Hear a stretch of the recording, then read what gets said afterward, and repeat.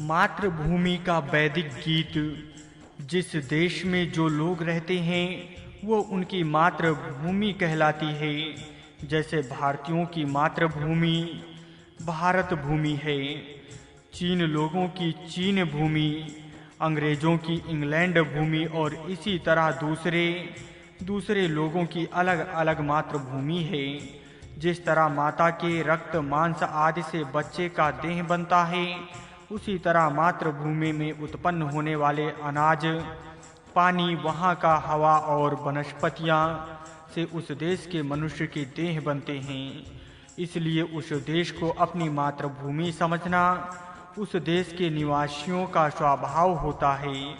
परमेश्वर का नियम ही है कि माता के दूध पर बच्चे का ही अधिकार रहना चाहिए, क्योंकि माता के स्तनों में जो दूध परमेश्वर अपने अटल नियमों से उत्पन्न करता है वो उस माता से उत्पन्न होने वाले बच्चे के लिए ही रहता है। बच्चे का पालन उसकी माता के दूध से ही होना चाहिए। माता का दूध पीना बच्चे का जन्म सिद्ध अधिकार है और वो उसका धर्म भी है। यदि कोई जबरदस्त बालक अपनी माता का दूध पीकर दूसरे बालक की माता का भी दूध जबरदस्ती से पिएगा और दूसरे बच्चे को भूखा रखेगा, तो उसका वो कार्य परमेश्वर के नियमों के विरुद्ध होगा और वो जबरदस्त बच्चा ईश्वर के नियमों के अनुसार अपराधी समझा जाएगा। इसी तरह एक देश के मातृभूमि के अलग दूसरे देश के मातृभूमि के बालकों को परतंत्र बनावे और उस देश में उत्पन्न होने वाले उपभोग के पदार्थ उस देश के निवासियों को ना देकर अपने ही सुख के लिए उपयोग करें, तो वो उनका बहुत बड़ा अपराध होगा। किसी को भी भूलना ना चाहिए कि जो स्थिति माता और बच्चे की है वही मातृभूमि और उसके बच्चे की है। प्रत्येक मनुष्य जानता है कि जिस घर में वो रहता है उस घर पर उसका कितना प्रेम रहता है। रात्रि के समय कोई चोर आता है और उस घर में से कोई वस्तु अपने भोग के लिए ले जाता है। न्यायी सरकार ऐसे चोर को पकड़कर सजा देती है, क्योंकि न्याय का मुख्य हेतु ये है कि किसी के घर की भी उसके पूर्वजों की चली आई वस्तु पर उसी का अधिकार होना चाहिए। चोरों का उस पर अधिकार नहीं है, इसलिए वो सजा पाने योग्य होता है।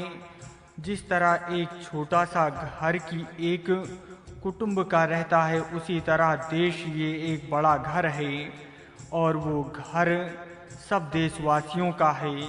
यदि उस राष्ट्र स्वरूप घर पर दूसरे देशों के बलवान लोग मिलकर हमला करें और वहाँ की वस्तुओं पर अपना अधिकार बतावें, तो वास्तव में वो अपराध एक घर पर हमला करने वाले डाकू के समान है, उसी के समान, किंतु उससे कुछ उप्र स्वरूप का ये अपराध है। ये सिद्ध करने की ज़्यादा जरूरत नहीं है। इस संसार के बड़े बड़े तत्वज्ञानी लोग यही करते हैं, लेकिन संस्कार का राज्यकार भार तत्वज्ञानियों के हाथ में न होने से बलवान लोग इस तरह की राष्ट्रीय लूटमार को अपराध नहीं समझते और इस बड़े अपराधी को इसी कारण सजा नहीं होती। परंतु ईश्वर के नियमों में इस तरह का पक्षपात नहीं हो सकता। हमें ये देखना नहीं है कि अपराधी को दंड मिलना आवश्यक है या नहीं। हमें सिर्फ ये दिखलाना है कि माता के दूध पर उसके बच्चे का, घर पर उसके घर के मालिक का, राष्ट्र पर उसके राष्ट्र के लोगों का और मातृभूमि की उपयोगी वस्तुओं पर उस मातृभूमि के बच्चे का अधिकार है। बच्चा अपनी माता का दूध पीता है, इसलिए उसका अपनी माता पर बहुत प्रेम रहता है। मनुष्य अपनी मातृभूमि में पैदा होने वाले अनाज, फल, कंद, मूल इत्यादि खाते हैं और पुष्ट बनते हैं, इसलिए उनका अपनी मातृभूमि पर प्रेम रहता है। इसलिए कवि जिस तरह मातृभूमि के गाने बनाते हैं, उसी तरह लोग माता के गाने गाते हैं और दूसरों को उत्साहित करते हैं। पाठकों को ये बात पुनः पुनः बताने की आवश्यकता नहीं है कि माता और मातृभूमि के विषय में लिखे हुए काव्य नरगिस प्रेम से उपजते हैं। काव्य के भिन्न भिन्न रसों में प्रेम रस श्रेष्ठ है। मात्र देवता के काव्य में जैसा प्रेम रस भरा है वैसा अन्य किसी काव्य में नहीं हो सकता। माता क्या है? असीम प्रेम की मूर्ति है। उसके प्रेम को अन्य किसी बात की उपमा नहीं है। उसका प्रेम वास्तव में अनुपम है। यदि माता के प्रेम को कोई उपमा देनी ही हो तो वो मात्र प्रेम की ही हो सकती है, दूसरी नहीं। वो मनुष्य बिरला ही होता है जिसके माता के प्रति आदर न हो। माता के प्रेम से ही प्रत्येक मनुष्य का पालन होता है। मातृभूमि पर भी मनुष्य का प्रेम होता है। ये देश प्रेम भी असीम होता है। कैसी भी आपत्ति, कैसा भी संकट क्यों ना हो, मनुष्य मातृभूमि का त्याग करने को तैयार नहीं होता। माता की व मातृभूमि के यश के कारण शरीर न्यौछावर करने तक को मनुष्य तैयार रहता है। यही असीम प्रेम है जिससे सब देश के लोगों ने अपनी जन्मभूमि के गीत भक्ति भर प्रयत्न करके उत्तम उत्तम बनाए हैं। मातृभूमि के लिए लोगों ने काव्य बनाए हैं। सभी देशों में यही प्रथा है कि आनंदो उत्सव में, विजय उत्सव में देशवासी अपने अपने राष्ट्रगीत का गान करते हैं। इस प्रकार का कोई राष्ट्रगीत या मातृभूमि गीत भारतवासियों में है या नहीं, इस विषय में कई विद्वानों ने भिन्न भिन्न मत हैं। कई विद्वान ये बताते हैं कि भारतवासियों का एक राष्ट्र कभी भी नहीं था, इसलिए उनमें राष्ट्रगीत होना असंभव है। मध्यकाल में अपने विस्तृत देश के बहुत से छोटे छोटे राज्य बन गए हैं, इसलिए ये कहा जाए कि उस काल में एक राष्ट्र तत्व की कल्पना न थी तो वो सच हो सकता है। परंतु हमें जो प्रारंभ से राष्ट्रीयता की कल्पना है वो ऋषियों के काल से चली आई है और इसका निर्देशक राष्ट्रगीत भी हमारे पास है। इसी का समर्थन करने के लिए इस लेख में मातृभूमि के वैदिक सूतक का विचार किया है। ये सूतक अथर्ववेद के 12वें कांड का पहला सूतक है। सूतक का उपयोग, जिस सूतक के विषय में हम यहाँ लिख रहे हैं उसका महत्व राष्ट्रीय है या नहीं, ये हम उसके उपयोग से जान सकते हैं। इसलिए इसका उपयोग कहाँ किया जाता है, देखो। ग्राम, पतन, नगर आदि की रक्षा के समय उसका उपयोग करना चाहिए, अर्थात ग्राम, नगर, प्रांत, राष्ट्र, स्वदेश आदि की रक्षा के समय इसका उपयोग करना चाहिए। स्वदेश की रक्षा के लिए जब कोई काम करना हो तब ये सूतक कहना चाहिए। इससे ये सिद्ध है कि स्वराष्ट्र रक्षा से इस सूतक का निकट संबंध है। सब लोग जानते हैं कि राष्ट्रगीत का यही उपयोग है। देश में राष्ट्रगीत का उपयोग इसी काम के लिए किया जाता है, परंतु इसका विशेष विचार करना चाहिए, इसलिए नीचे और प्रमाण दिए हैं। पृथ्वी की इच्छा करने वाले पार्थिविक महाशांति करने के समय इसका प्रयोग करें। देश में या राष्ट्र में जब अशांति उत्पन्न होती है तब उस अवस्था को दूर करने के लिए जो प्रयत्न किया जाता है उसे पार्थिविक महाशांति कहते हैं। ये वैदिक नाम है। इसमें कई महत्वपूर्ण बातें करनी पड़ती है। ऐसे समय ये सूतक कहना चाहिए। ये नक्षत्र कल्पकर्ता का कहना है। भूमि का मह अर्थात भूमि की इच्छा करने वाला या अपनी मातृभूमि में स्वतंत्रता करने की इच्छा करने वाला जो मनुष्य है उसने वो काम करते समय ये सूतक कहना चाहिए। इस सूतक के कहने से मातृभूमि के हित का काम करने के लिए उत्साह मिलता है। इसी प्रकार प्रदेश के व राष्ट्र के आदर के लिए जो काम करना है उस काम में इस सूतक का उपयोग करना चाहिए। इति का अर्थ है आदर, इति कर्म का अर्थ है आदर के लिए किया हुआ काम। राष्ट्रीय महोत्सव, विजय उत्सव के समय इस सूतक का उपयोग करना चाहिए। सय्यणाचार्य जी ने अपने भाष्य में ये भी बतलाया है कि इस सूतक का उपयोग कौन कौन कर सकते हैं। अब हम उसी को देखेंगे। पुष्टि की इच्छा करने वाले को, अन्न की इच्छा करने वाले को, रत्न सुवर्ण आदि की इच्छा करने वाले को इस सूतक का पाठ करना चाहिए। तात्पर्य ये है कि इस सूतक का गायन उस समय करना चाहिए जब हम राष्ट्रीय उन्नति के काम करते हों। यदि वाचक विचार करें कि राष्ट्रीय गीत ऐसे ही अवसर पर गाए जाते हैं, तो वे सूत्रकार एवं भाष्यकारक के कथन का रहस्य समझ सकते हैं। इस सूतक का विचार करते समय हमें ये देखना चाहिए कि ये सूतक किस गण में है। पूर्व के ऋषियों ने अथर्ववेद के कुछ गण बना दिए हैं। उनमें से वास्तुपति नाम का जो गण है, उसमें ये सूतक है। वस्तु पर पति तत्व का जो मालकियत का हक बतलाने या सिद्ध करने वाले सूतक वास्तुपतिश गण हैं। ऊपर बताया गया है कि पूर्वोक्त सूतक उस समय कहने का है जब किसी देश के निवासी मात्र भूमि पर अपना हक बतलाते हों। इसलिए ये सूतक वास्तुपति गण में शामिल किया जाता है। यदि हम उक्त बातों पर ध्यान दें तो हमें उक्त सूतक की महत्ता दिखाई देगी और विशेष रूप से विदित होगा कि मातृभूमि का ये वैदिक गीत विशेष प्रकार का राष्ट्रीय गीत ही है तथा वो राष्ट्रीय अवसर पर ही गाना चाहिए। मातृभूमि की कल्पना इन बाहरी प्रमाणों का विचार करके ही अब तक हमने मातृभूमि के सूतक का स्वरूप देखा। अब भीतरी प्रमाणों का विचार करेंगे और देखेंगे कि इसके विचार कहाँ तक राष्ट्रीय महत्व के हैं। अतएव पहले ये देखेंगे कि इस सूतक में जो मातृभूमि की कल्पना है वो किस प्रकार की है।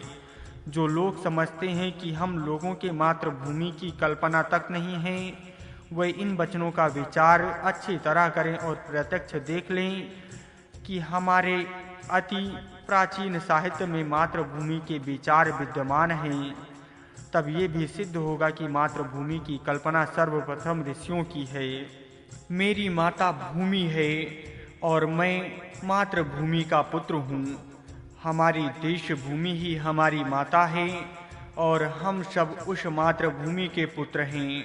अर्थात हम सब देशवासी एक ही माता के पुत्र हैं। अतएव हम सब सच्चे देश बंधु हैं। स्पष्ट है कि प्रत्येक देश के निवासी को यही भाव मन में लाना चाहिए। मातृभूमि के भक्तों के गौरव के विषय में ऋग्वेद का ये मंत्र पढ़ने योग्य है। संपूर्ण मातृभूमि को माता मानने वाले सब मनुष्य सच्चे कुलीन हैं। उनमें ना कोई श्रेष्ठ है, ना कोई कनिष्ठ है और ना कोई मध्यम है। उन सब का दर्जा समान है। वह सब अपने ऊपर के दबाव को भेद कर ऊपर उठने वाले हैं। सबका विचार एक सा है, अर्थात वह बंधु ही हैं। वह अपने धन के बढ़ाने के लिए सब मिलकर प्रयत्न करते हैं। इस मंत्र में प्रश्न मांत्र अर्थात भूमि को माता मानने वाले सत्पुरुषों का वर्णन देखने योग्य है। मातृभूमि के भक्त एक ही विचार वाले रहते हैं। उनमें उच्च नीच भाव नहीं रहता। उन सब लोगों का दर्जा एक सा रहता है और वे सब मिलकर एक विचार से मातृभूमि के उत्तरार्ध कार्य करते हैं। वे आपस में बंधु प्रेम रखते हैं और अपनी उन्नति कर लेते हैं। मातृभूमि को अपनी सब की माता मानने से आचरण में जो फर्क पड़ता है वो इस मंत्र में स्पष्ट रीति से बताया गया है। अपने व्यवहार का केंद्र मातृभूमि है। ये मानने वाले और ना मानने वाले लोगों के व्यवहार में ये भेद होता है। वेदों में ये बात इतने साफ तौर से बताई है। इसका कारण ये है कि वैदिक धार्मिकों को ये बतलाना है कि इसका विचार करके उन लोगों में मातृभूमि की भक्ति बढ़े और अपनी उन्नति कर लें। उसी तरह मातृभूमि, मातृ संस्कृत और मातृभाषा ये तीन सुख देने वाली देवताएं हैं जो सर्वकाल अंतःकरण में रहे। इस मंत्र की तीन देवताओं में मातृभूमि को स्थान दिया है। तीनों देवताओं का संबंध स्पष्ट करके बतलाने की वहाँ आवश्यकता नहीं है, क्योंकि वो इतना स्पष्ट है कि वो एकदम मालूम हो जाएगा इन सब मंत्रों का विचार करने से मालूम होगा कि हमारे धर्म ग्रंथों में मातृभूमि का महत्व और श्रेष्ठ तत्व कितना वर्णन किया हुआ है। इसी के बारे में और बातें देखने के पहले ये मंत्र देखिए। हे मातृभूमि, मुझे कल्याण अवस्था से युक्त कर, अर्थात मेरा सब प्रकार कल्याण कर। इसमें भूमि माता आदि पदों से मातृभूमि की योग्यता जान सकते हैं। इसी तरह वो हमारी मातृभूमि हमें अपूर्व पेय पदार्थ देवें, वो हमारी भूमि हमें गायें और अन्न देवें, वो हमारी भूमि हमें बहुत दूध देवें, वो हमारी भूमि हमारा संवर्धन करें, वो हमारी भूमि हमारी इच्छा अनुसार धन देवें, वो हमारी भूमि हमारे शत्रुओं को दूर करें और मुझे शत्रु रहित बनावें। पिछले संबंध का ध्यान रखने से विदित होगा कि इन सब मंत्रों में भूमि शब्द मातृभूमि के अर्थ में आया है। मातृभूमि हमारे लिए ये करे वो करे आदि रचना काव्यमय अलंकार है। इसका अर्थ वास्तव में ये है कि मातृभूमि की कृपा से हमारे हाथ से ये कार्य होवे या ये कार्य होकर वो फल मिले, क्योंकि प्रत्येक काव्य में इस तरह की अलंकारिक याचना रहती है।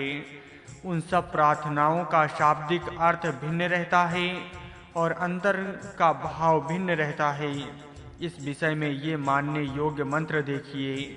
वो हमारी मातृभूमि मुझे अर्थात अपने पुत्र को बहुत दूध देवे। ये मंत्र कितना अच्छा है और अलंकारिक है। देखिए, माता और पुत्र का संबंध दूध पीने से ही शुरू होता है। माता का दूध पुत्र पीता है, ये सब जानते हैं। गाय का दूध हम सब पीते हैं, इसलिए गाय हमारी माता है। भूमि का अनाज रस आदि दूध हमें मिलता है, इसलिए वो हमारी माता है। ये सर्वसाधारण और सीधा व्यवहार है। इसका वर्णन करते समय उपरोक्त मंत्र का जो भाग अर्थात मेरी माता मुझे दूध देवे और इसी तरह वर्णन से हमारी मातृभूमि में पैदा होने वाले उपभोग के पदार्थ हमें ही मिले और दूसरा कोई उन्हें हमसे दूर न ले जावे आदि अर्थ का जो भाग है वो बहुत अच्छा है और बोधप्रद है। इस तरफ पाठक गणों को अवश्य ध्यान देना चाहिए। अब कोई ये भी कह सकता है कि भूमि या हमारी भूमि आदि शब्दों से हमारी राष्ट्र भूमि यह भावार्थ नहीं निकल सकता, और इस बातों को बिना सिद्ध किए हम ये भी नहीं कह सकते कि मातृभूमि के बारे में हमारे धर्म ग्रंथों में पूर्ण रूप से वर्णन दिया हुआ है। ये संदेश योग्य है और उसके निवारण के लिए हम ये मंत्र पाठकों के सन्मुख रखते हैं। वो हमारी मातृभूमि हमारी उत्तम राष्ट्र में तेज और बल बढ़ावे। इसमें उत्तम राष्ट्र का अर्थ और हमारी मातृभूमि का अर्थ एक ही है। हमारे उत्तम राष्ट्र में अर्थात हमारी मातृभूमि में तेज और बल की बाढ़ होवे। हमारी मातृभूमि में या हमारे राष्ट्र में आदि शब्दों का अर्थ यही है कि हम लोगों में या हमारे देश बांधों में, और ये बात साधारण विचार करने वालों में जान सकता है, परंतु हम लोगों में या देश बांधों में तेज और बल बढ़े कहने से ये कहना कि हमारे राष्ट्र में या हमारी मातृभूमि में तेज और बल बढ़े उच्च भावना प्रदर्शित करता है। इसी दृष्टि से मातृभूमि, हमारा राष्ट्र, हमारा देश आदि शब्दों में कितना गूढ़ रस भरा हुआ है। अब इसी मंत्र के उत्तम राष्ट्रीय शब्द और भी एक उच्च भाव प्रदर्शित करते हैं, उसका अब विचार करना चाहिए। राष्ट्र भक्तों की दृष्टि से राष्ट्र किस दशा में होना चाहिए वो इन शब्दों से स्पष्ट है। इन शब्दों से सूचित होता है कि राष्ट्र भक्तों की महत्वाकांक्षा होनी चाहिए कि हमारा राष्ट्र सब राष्ट्रों में उत्तम हो। तरतम तुलनात्मक उच्चता बतलाने वाले प्रत्यय हैं। उत्तर और उत्तम उच्चता की 3 सीढ़ियां बतलाते हैं। उत्तम से सर्वोत्कृष्ट अवस्था मालूम होती है। राष्ट्र भक्तों की प्रबल इच्छा होनी चाहिए कि हमारा राष्ट्र सब राष्ट्रों में अति उत्तम दशा में हो। इस इच्छा से प्रेरित हो उन्हें चाहिए कि वह अपने राष्ट्र को अच्युत कोटि का बनाने में शक्ति भर प्रयत्न करें। उक्त शब्द का यही भाव है कि राष्ट्र के किसी भी दशा में स्वतंत्र या परतंत्र होने से संतोष न होना चाहिए, अपितु देशवासियों का लक्ष्य होना चाहिए कि किसी निश्चित उच्चतम कोटि में पहुँचे और वह उस लक्ष्य की पूर्ति करने में भरसक प्रयत्न करें। इस मंत्र का विचार करने से मालूम हो सकता है कि इस वैदिक सूतक में केवल मातृभूमि की ही कल्पना नहीं है, बल्कि राष्ट्र के बारे में स्पष्ट भाव है और अपना राष्ट्र सब राष्ट्रों के आगे रहे, ये उच्च महत्वाकांक्षा इससे व्यक्त है। वाचक स्मरण रखें कि अपना धर्म इतनी उच्च राष्ट्रीय भावना जागृत करने वाला है और वो इस आदर्श को स्पष्ट शब्दों में जनता के सम्मुख रखता है। जिस किसी को संदेह हो वो ऊपर लिखे वचनों को पढ़कर उसे दूर कर ले। इतना स्पष्ट उपदेश हमारे धर्म वचनों में होते हुए भी हमारे राष्ट्र में राष्ट्रीय भावना यथोचित रीति से जागृत नहीं है। यद्यपि ये बात सच है तो इसका कारण धर्म अयोग्य होना नहीं है, परंतु धर्म की ओर ध्यान न देना और दूसरी अयोग्य बातों की ओर ध्यान न देना है। जिस वेद में ये उच्च राष्ट्रीय भावना जागृत करने वाले वचन हैं, उसके प्रति लोगों में जो श्रद्धा या विश्वास है वो केवल दिखावटी है। लोग आधुनिक ग्रंथों पर ही अधिक विश्वास करते हैं, इसलिए सच्चा सोना दूर रह गया और मिट्टी हाथ लग गई। अपनी मातृभूमि और अपने राष्ट्र के बारे में इस तरह स्पष्ट विधान अथर्ववेदीय मातृभूमि के गीता में है। उन गीतों को देखने से सिद्ध होगा कि हमारा धर्म शुरू से ही राष्ट्रीय भावना जागृत रखने वाला और उसकी वृद्धि करने वाला है। ये भूलना नहीं चाहिए कि राष्ट्र के संबंध में जो कर्तव्य है वो अपने धार्मिक मुख्य भाग में है। अध्यात्म ज्ञान और राष्ट्र भक्ति हम लोगों में धार्मिक बातों की ओर कितना दुर्लक्ष्य हो रहा है, ये उदाहरण देखकर बतलाना अयोग्य नहीं होगा। अध्यात्म ज्ञान का और मातृभूमि की भक्ति एक दूसरे से संबंध है, ऐसा यदि कहा जाए तो उसे कोई सत्य नहीं समझेगा। इतना दुर्लक्ष्य उसकी तरफ से हो रहा है। अध्यात्म विचार करने वाले वेदांती सब संसार को छोड़कर किसी गुफा में जाकर बैठने का प्रयत्न करते हैं, और जिनको सब लोग राष्ट्रभक्ति कहते हैं वह लोग साफ कहते हैं कि धर्म का राज्य कारण में कोई संबंध नहीं है। इस विरोध के देखते यदि कोई कहे कि अध्यात्म विद्या और राष्ट्रभक्ति का निकट संबंध है तो उसे कौन सच कह सकता है। वास्तविक दशा देखने के पहले हम इतिहास के एक दो उदाहरण से देखेंगे कि ये विषय कैसा होना चाहिए। अर्जुन युद्ध भूमि में उतरा था और शत्रु को जीतने की महत्वाकांक्षा रखकर उसने युद्ध की तैयारी की थी, पर युद्ध को प्रारंभ होने के समय ही वो मोह में पड़ गया था और जंगल में जाकर तपस्या करने के लिए तैयार हो गया। वो सोचने लगा कि युद्ध करके स्वराज्य लेने से तपस्या करके उच्च अवस्था प्राप्त कर लेना कहीं अधिक उच्च है। तब भगवान श्री कृष्ण ने अर्जुन को वैदिक अध्यात्म विद्या का उपदेश किया। वो भगवत गीता का उपदेश सुनकर अर्जुन का मोह दूर हो गया, उसे उसकी अवस्था का ज्ञान प्राप्त हो गया और वो शत्रु को मारने के लिए तैयार हो गया। वो सोचने लगा कि युद्ध करके स्वराज्य लेने से तपश्चर्या करके उच्च अवस्था प्राप्त कर लेना कहीं अधिक उच्च है। तब भगवान श्री कृष्ण ने अर्जुन को वैदिक अध्यात्म विद्या का उपदेश किया। वो भगवत गीता का उपदेश सुनकर अर्जुन का मोह दूर हो गया, उसे उसकी अवस्था का ज्ञान प्राप्त हो गया और वो शत्रु को मारने के लिए तैयार हो गया। इसके बाद उसने युद्ध किया और निष्कंटक स्वराज्य पूर्णता से प्राप्त कर लिया। दूसरा उदाहरण श्री रामचंद्र जी का है। रामचंद्र जी का विद्या अभ्यास पूर्ण होने पर उन्हें ये भ्रम हुआ कि सब बातें देवा अधीन है और पुरुषार्थ से कुछ नहीं हो सकता। इस भ्रम के कारण उन्होंने पुरुषार्थ के काम करना छोड़ दिया। तब वशिष्ठ ऋषि ने उन्हें वेदांत शास्त्र का अध्यात्म शास्त्र का उपदेश किया। इस उपदेश के बाद उनका भ्रम दूर हो गया और वे प्रबल पुरुषार्थी बन गए।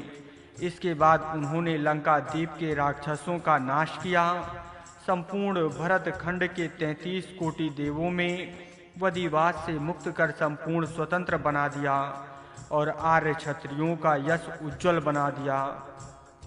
इन दोनों उदाहरणों में ये बताया गया है कि अध्यात्म ज्ञान के बाद प्रबल पुरुषार्थ करके स्वराष्ट्र के शत्रुओं का पूर्णता से नाश करके राष्ट्रीय स्वतंत्रता प्राप्त कर लेनी चाहिए। श्री शिव जी महाराज को भी एक दो समय उदासीनता ने आ घेरा था और वो रामदास स्वामी और संत तुकाराम के उपदेश से दूर हुई। ये बातें महाराष्ट्र के इतिहास में है। इन सब बातों का विचार करने पर हमें ये कहना पड़ता है कि अध्यात्म ज्ञान का या वेदांत ज्ञान राष्ट्रीय इच्छा के विरोधी नहीं है। ये इतिहास देखने के बाद हम जिस मातृभूमि के वैदिक गीत के बारे में विचार कर रहे हैं, उसके आगे के और पीछे के सूतकों में कौन से विषय आए हुए हैं। देखो, ये मातृभूमि का वैदिक राष्ट्र गान है। अथर्ववेद के 12वें कांड का प्रथम सूतक है। इसके पूर्व जो सूतक है वह सूतक और उनके विषय क्रम से आगे दिए हुए हैं। दसम कांड सूतक दूसरा, केन सूतक ब्रह्म विद्या, सूतक 3 से 6 का शत्रु को नाश करना, सूतक 7 और 8 ज्येष्ठ महासूत्र, सूतक 9 शत्रु पर शस्त्र प्रहार करना, सूतक 10 गौ माता का रक्षण, गौ को दुख देने वाले शत्रु का नाश करना, एक दशा कांड, सूतक 1 अन्य सूतक, सूतक 2 रुद्र सूतक, सूतक 3 ओदन सूतक, सूतक 4 प्राण सूतक, सूतक 5 ब्रह्मचर्य, सूतक 6 काल चक्र वर्णन, सूतक 7 उच्छिष्ट ब्रह्म सूतक, संपूर्ण जगत धारण करने वाले ब्रह्म का सूत, सूतक 8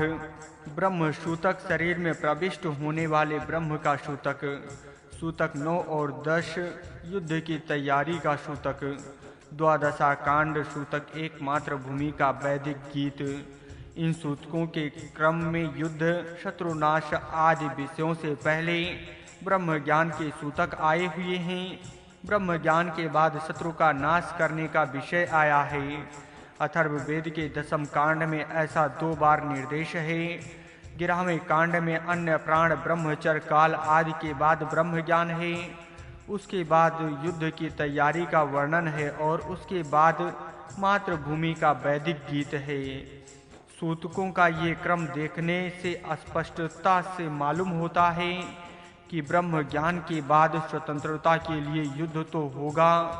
वाचकों को ये विधान कदाचित आश्चर्यकारक मालूम होगा, इसलिए ऊपर दिए हुए सूतकों का अर्थ समझने के लिए, ये जान लेने के लिए कि हमने किया हुआ विधान योग है या नहीं, प्रत्येक सूतकों में से नमूने के लिए एक एक मंत्र यहाँ दिए गए हैं। अष्ट चक्र और 9 द्वारों से युक्त देवों की अयोध्या नगरी है। उस नगरी में तेज युक्त स्वर्ग कोश है। उस कोश में जो पूज्य देव हैं उसे ब्रह्म ज्ञानी ही नहीं जानते। ये हृदय स्थानीय ब्रह्म का वर्णन देखने के बाद अगले सूतकों में से शत्रु को छिन्न भिन्न करने के मंत्र देखो। दुष्ट शत्रुओं का नाश करना युद्ध करो। दुष्ट शत्रु का सिर मैं तोड़ता हूँ। इस तरह से ये सूतक देखने के बाद 7 और 8 सूतकों का वेदांत वर्णन देखो। चंद्रमा और सूर्य जिसकी आंखें हैं, अग्नि जिसका मुख है, वो ज्येष्ठ ब्रह्म को नमन करता हूँ। 9 दल के कमल में जो देव हैं उसे ब्रह्म ज्ञानी ही जान सकते हैं। ये ब्रह्म वर्णन देखने के बाद उसी के आगे सूतक का पहला मंत्र देखो। पापी लोगों का मुख बंद करो और यही शस्त्र शत्रु पर फेंको। इसी तरह तीसरे प्रकार के सूतकों का कम है। उन सूतकों का विषय यहाँ नहीं बताते। केवल 11वें कांड में 8वें सूतक का एक मंत्र यहाँ देते हैं और बाकी के प्राण और ब्रह्मचर्य के सूतकों का वर्णन विस्तार भय में छोड़ देते हैं। इसलिए इस पुरुष को ब्रह्म कहते हैं, क्योंकि जिस तरह गायें अपनी बांधने की जगह में रहती हैं, उसी तरह सब देवताएं इसी के आश्रय से रहती हैं। इस ब्रह्म ज्ञान के सूत्र के आगे का सूत्र देखो। हे मित्रों, तैयारी करो, उठो। इस युद्ध में जीतने के बाद अपने अपने देश को जाओ। उसी तरह शत्रु की सेना पर हजारों मुर्दे युद्ध भूमि में पड़े। इस तरह का वर्णन अध्यात्म ज्ञान के बाद कई बार आ चुका है। इसे अचानक का कता लिए न्याय से आया हुआ नहीं कह सकते, क्योंकि वो 3 जगह इसी तरह आया है। राम और अर्जुन के उपदेश के समय भी यही हुआ है। इसलिए अध्यात्म ज्ञान के बाद स्वतंत्रता के लिए युद्ध होना स्वाभाविक है। इन सब सूतकों के बाद वैदिक राष्ट्रगीत आया हुआ है। इससे ये समझ सकते हैं कि जिस सूतक के बारे में ये लेख लिखा गया है, वो सूतक वास्तव में राष्ट्रीय महत्वाकांक्षा है, क्योंकि वो युद्ध के समय आया हुआ है। इस सूतकों के बारे में विचार करने से पहले हमें यही देखना चाहिए कि अध्यात्म ज्ञान, ब्रह्म ज्ञान आदि विषयों का युद्ध आदि राष्ट्रीय बातों से क्या संबंध है।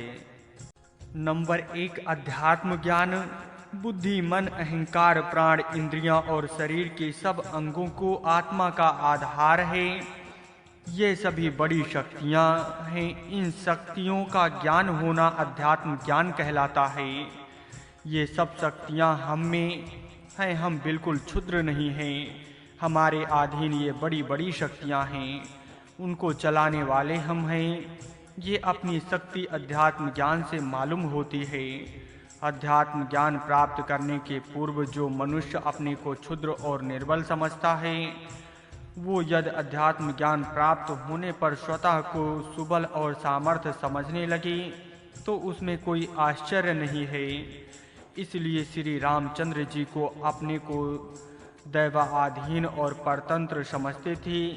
वही अध्यात्म ज्ञान प्राप्त होने पर दैव को भी अपने अधीन समझने लगे और अपने पुरुषार्थ से विपरीत दैव को भी अपने मन के अनुसार बनाने में सामर्थ्य समझने लगे। ये शक्ति अध्यात्म ज्ञान से प्राप्त हो सकती हैं। नंबर 2, ब्रह्म ज्ञान विश्वव्यापी सच्चिदानंद शक्ति का अस्तित्व स्थिर और चर सब में एक सा है। इस ज्ञान से सब संसार की तरफ देखने की दृष्टि बदल जाती है। उसे अपने अंदर की शक्ति का और जगत के शक्तियों का ज्ञान रहता है। इसलिए उसे योग्य काम करते समय शोक या मोह का होना असंभव है। वो अच्छे से अच्छे लोगों की रक्षा करता है और दुष्ट लोगों का नाश करता है। वो धर्म की अच्छी तरह पालन करके लोगों को शांतता रखता है। जगत की ओर देखने की उसकी दृष्टि उच्च होती है।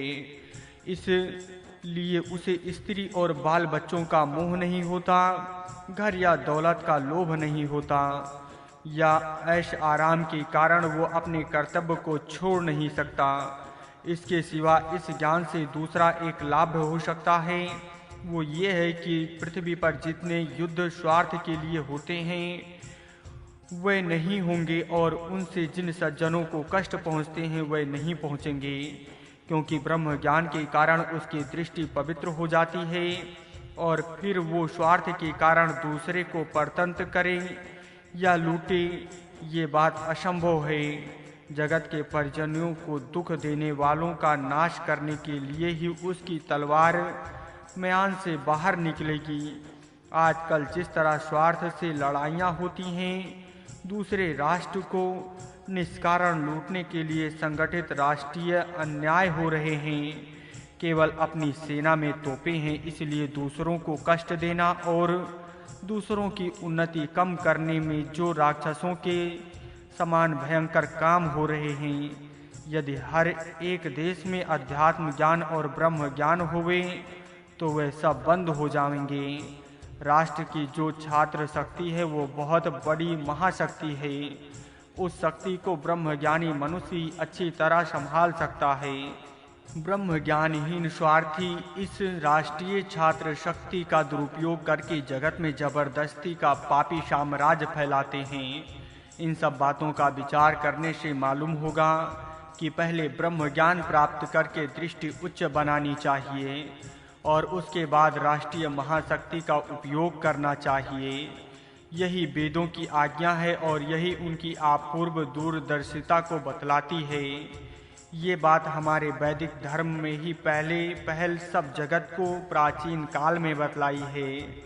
ये बात यद्यप अति प्राचीन काल में भरतखंड में जारी थी तथापि वो बाद में लुप्त हो गई और फिर वो कहीं भी शुरू नहीं हुई।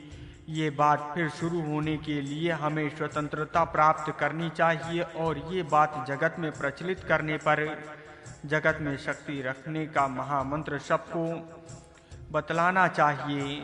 इस तरह ब्रह्म ज्ञान युद्ध के पूर्व क्यों होना चाहिए और उसका महत्व क्या है, ये संसार में बताया है। वास्तव में ये बात विस्तृत करके लिखनी थी, परंतु ऐसा करने के लिए जगह नहीं है, इसलिए ये विषय सारांश में दिया है। अब इसके आगे वैदिक राष्ट्रीय गीत का स्वरूप बतलाना है। यहाँ तक कि लेख में मातृभूमि के वैदिक राष्ट्रीय गीत के संबंध में सामान्य परिचय होने के लिए जितनी बातें आवश्यक है उतनी दी है। उससे वाचकों को मालूम हो जाएगा कि राष्ट्रीय गीत का विचार राष्ट्र पुष्टि की दृष्टि से कितना महत्व का है। अब हमें ये देखना है कि इस राष्ट्रगीत के मंत्र कौन कौन महत्वपूर्ण बातों का उपदेश करते हैं। इसलिए प्रथम पहला ही मंत्र देखना चाहिए। सत्य, सीधापन, उग्रता, उदारता, तप, ज्ञान और यज्ञ आदि गुण मातृभूमि को धारण करते हैं। वो हमारे भूत, भविष्य और वर्तमान स्थिति का पालन करने वाली हमारी मातृभूमि हमें कार्य करने के लिए विस्तृत स्थान देवें। इस मंत्र के पहले आधे भाग में ये साफ तौर से बताया गया है कि मातृभूमि को कौन कौन लोग धारण कर सकते हैं। वो सब लोगों के याद रखने के लायक की बात है। सब मनुष्य अपने राष्ट्र को धारण नहीं कर सकते और ना उसका पोषण ही कर सकते हैं। जो लोग विशेष गुणों से युक्त हैं वही राष्ट्र की उन्नति कर सकते हैं। दूसरे लोग सिर्फ संख्या बढ़ाने के लिए कारण मात्र हैं। ये बात पहले मंत्र से स्पष्ट और वाचकों को देखना चाहिए। सर्वप्रथम राष्ट्रीय गुण सत्य है। जिन मनुष्यों में सत्य प्रियता, सत्य पालन, आत्म सर्वस्व अर्पण करने की तत्परता है वही राष्ट्र का उद्धार कर सकते हैं। जिनमें सत्याग्रह है अर्थात जो सत्य का आग्रह से पालन करते हैं वही स्वराष्ट्र का उद्धार कर सकते हैं। सूतक का आरभई सत्य शब्द से हुआ है। सूतक के आरंभ का शब्द मंगला अर्थ और सबसे अधिक महत्व होता है। इस विचार से सिद्ध होता है कि वैदिक राष्ट्रीयता में सत्य अत्यंत महत्व का गुण है। अब ये बात सब पर प्रकट है कि सत्यग्रह रूपी शास्त्र को निशास्त्र प्रजा शास्त्रधारी राजा के विरुद्ध काम में ला सकती है और विजय भी पा सकती है। सत्य के व्यक्तिगत सत्य, सामाजिक सत्य और राष्ट्रीय सत्य आदि भेद हो सकते हैं। हिंदवासी व्यक्तिगत सत्य का पालन करने में संसार के अन्य लोगों की तुलना में अधिक तत्पर एवं दक्ष है, किंतु वह सामाजिक और राष्ट्रीय सत्य अर्थात सामुदायिक सत्य का पालन नहीं कर सकते। सामुदायिक सत्य पालन के अभ्यास से ही सत्याग्रह का मार्ग सफल हो सकता है।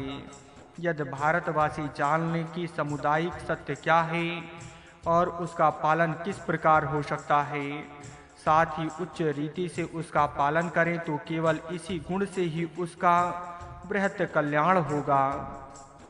उसके आगे का गुण ऋतु अर्थात सीधापन है। वो भी सत्य के समान महत्वपूर्ण है और उसका आचरण सत्य के बाद होता है। जो मनुष्य सत्य का पालन नहीं करते और जिनका आचरण सीधा नहीं है उनकी सच्ची उन्नति होना असंभव है। वह खुद अवनत होंगे, इतना ही नहीं बल्कि उनसे जिनका संबंध है वह भी गड्ढे में गिरेंगे। उग्रता शूर्य वीरों का गुण है। इस गुण से मंडित जो क्षत्रिय हैं वह सत्याग्रह के सीधे मार्ग से अपने राष्ट्र का धन बढ़ा सकते हैं। दक्षता अगला गुण है और वो दक्षिण को बतलाता है जो प्रत्येक कार्य में आवश्यक है। दक्षता के सिवा किसी भी कार्य में यश प्राप्त नहीं हो सकता। ये सब लोग जानते हैं, अतः उसके बारे में अधिक लिखने की कोई आवश्यकता नहीं है। तब उसके आगे का गुण है, ये गुण राष्ट्रीय महत्व का है। करने के कार्य में शीत उष्ण हानि लाभ सुख दुख आदि द्वंद्व आने पर भी उन्हें सहकर आगे पैर बढ़ाना ही तप का अर्थ है। यदि किसी को धूप में थोड़ी देर घूमने से गर्मी होगी, ठंड में काम करने से बधिरता आवे, तो ऐसे कोमल मनुष्य से राष्ट्र का कोई भी काम हो नहीं सकता। अतः ये बात निर्विवाद है कि ठंडी और गर्मी में सहना आदि तप राष्ट्रीय सद्गुणों में शामिल है। आजकल अपने देश में लोग तप के नाम पर जिसका आचरण करते हैं वो वैयक्तिक महत्व का है। राष्ट्रीय महत्व का तप दूसरा ही है और उसे किए बिना राष्ट्रीय दृष्टि से अपनी उन्नति नहीं होगी। अगला राष्ट्रीय गुण ब्रह्म अर्थार्थ ज्ञान है। ज्ञाना उन्मोक्षः। इस सूत्र को सब लोग जानते हैं, पर वो राष्ट्रीय दृष्टि से भी सत्य है। ये बात बहुत थोड़े लोग जानते हैं। ज्ञान से जिस तरह किसी व्यक्ति की आत्मा बंधन से मुक्त हो जाती है और वो व्यक्ति भी मुक्त हो जाती है, इसी प्रकार ज्ञान से राष्ट्र भी दूसरे की अधीनता से मुक्त होता है और इस तरह राष्ट्र स्वतंत्र हो सकता है। आजकल की भरतखंड की पराधीनता का कारण अधिकतर भौतिक विज्ञान शास्त्रों के ज्ञान का अभाव है। वो इस विज्ञान की प्राप्ति के बिना दूर नहीं हो सकती और यदि दूर हो गई तो भी स्वतंत्रता की रक्षा करना कठिन होगा। ये बात सूर्य प्रकाश के समान सिद्ध है। जागृत राष्ट्र को चाहिए कि वो अपना ज्ञान संसार के ज्ञान के बराबर रखे या संसार के आगे अपने राष्ट्र का ज्ञान जावे। इसके लिए प्रयत्न करना चाहिए, तभी राष्ट्र की स्वतंत्रता की रक्षा हो सकती है। स्वाधीनता से ज्ञान का संबंध अनादि सिद्धि है। इसके आगे का गुण यज्ञ है। यज्ञ से आत्मसमर्पण का भाव प्रकट होता है। राष्ट्र उन्नति के लिए आत्मसमर्पण करने की तैयारी लोगों में होनी चाहिए, तभी राष्ट्र उन्नति होना संभव है। उसके अभाव में कदापि नहीं हो सकती। वैदिक राष्ट्रगीत के पहले मंत्र ने ये महत्वपूर्ण उपदेश दिया है, अपनी राष्ट्र की उन्नति किन गुणों के बढ़ने से होगी और किन गुणों के अभाव से अपने राष्ट्र का अधःपात होगा। ये सब इस मंत्र ने स्पष्ट रीति से बतलाया है और उसका उपयोग आज भी होने लायक है। राष्ट्रीय उन्नति करने वाले गुण सत्याग्रह, सीधा बर्ताव, उग्रता या शौर्य, दक्षता या तत्परता, सत्य कार्य करने के लिए लगने वाले परिश्रम करने का सामर्थ्य या वो करते समय लगने वाले शीत और उष्णता को सहन का सामर्थ्य, ज्ञान और बड़े कार्य के लिए आत्मसमर्पण करने की इच्छा। यदि ये गुण जनता में या जनता के मुखिया में हो तो उस राष्ट्र का उद्धार हो सकता है और यदि ना हो तो नहीं। अब उन अवगुणों को देखिए जो राष्ट्र अवनीति करते हैं। सत्याग्रह की तैयारी ना रखना अथवा सत्य की परवाह ना कर मनमाना आचरण कर यानी केन प्राकृण जीवन व्यतीत करने की प्रवृत्ति रहना, कपट का आचरण, कायरता का, शौर्य का अभाव, दक्षता का अभाव, परिश्रम करने की शक्ति न रहना, अज्ञान, आत्मसमर्पण के लिए तैयार रहना। पाठकगण स्वयं ही विचार करें कि हम लोगों में ऊपरी उक्त राष्ट्रीय गुणों की अधिकता है या अवगुणों की। इस बात का विचार करने से ही उन पर प्रकट होगा कि आज हमें क्या करने की आवश्यकता है। इस प्रकार मंत्र के प्रथम अर्ध में राष्ट्र को धारण करने के लिए आवश्यक गुणों की वृद्धि करने का उपदेश है। तत्पश्चात उत्तर अर्ध में एक महत्वपूर्ण आकांक्षा जनता के सम्मुख रखी गई है। वो इस प्रकार है, हमारी मातृभूमि में हमारे भूत भविष्यत वर्तमान काल की परिस्थिति की देवता हैं। वो हमें अपने देश में विस्तृत कार्य क्षेत्र देवें। राष्ट्रभक्त मातृभूमि के उपासक हैं। उनके सब काम मातृभूमि को ही अपने उद्देश्यों का केंद्र समझकर हो सकते हैं। अतएव स्पष्ट ही है कि राष्ट्रभक्तों के भूत भविष्यत वर्तमान काल की नियामक देवता मातृभूमि ही रहेगी। भूत में उन्होंने मातृभूमि की जैसी सेवा की होगी, वैसी ही उनकी वर्तमान काल की स्थिति होगी। वर्तमान काल में वे वैसी उपासना करेंगे, उसी के अनुसार भविष्यत में उनकी स्थिति होगी। अतएव राष्ट्रभक्त सदैव मातृभूमि की उपासना उत्तम रीति से करें। वे कोई भी ऐसा घातक बर्ताव न करें जिससे उनकी अवनीति होगी। प्रत्येक मनुष्य को चाहिए कि वो ऐसी आकांक्षा धारण करे कि मेरे राष्ट्र में मुझे विस्तृत कार्य क्षेत्र प्राप्त हो। यदि अनुकूल परिस्थिति न हो तो उसे प्राप्त करने में कठिन परिश्रम की आवश्यकता है। अपने को अपने घर में व्यवहार करने में जैसी पूर्ण स्वतंत्रता रहती है, उसी प्रकार स्वदेश में भी रुकावटें न होनी चाहिए। लोगों को अपने अपने देशों में पूर्ण स्वतंत्रता होनी चाहिए। दूसरे हस्तक्षेप कदापि न करें और देशवासियों को उन्नति में विघ्न बाधाएं न डालें। अपने अपने घर में हर एक मुख्तियार हो। हमारे देश में हमें विस्तृत कार्य क्षेत्र मिलना ही चाहिए। दूसरों को हमारे देश में विस्तृत कार्य क्षेत्र मिले और हमारा कार्य क्षेत्र प्रतिदिन घटता जाए, ये परिस्थिति इतनी जल्द हो सके बदलनी चाहिए। उसके बदल देने से ही हमारा प्रथम आवश्यक कर्तव्य है। पाठकगण प्रथम मंत्र के इस आशय को विचार करें और वैदिक राष्ट्रीय गीत तक उच्च ध्येय का अनुभव करें। यदि राष्ट्र की उन्नति साधना है तो राष्ट्रभक्तों में आवश्यकता है कि एकता की। बिना ऐक्य के सामुदायिक कार्य का सिद्ध होना असंभव है। सब लोग इस बात को मानते हैं, किंतु लोग यही नहीं समझते कि ये राष्ट्रीय एकता अपने देश में किस प्रकार साध्य होगी।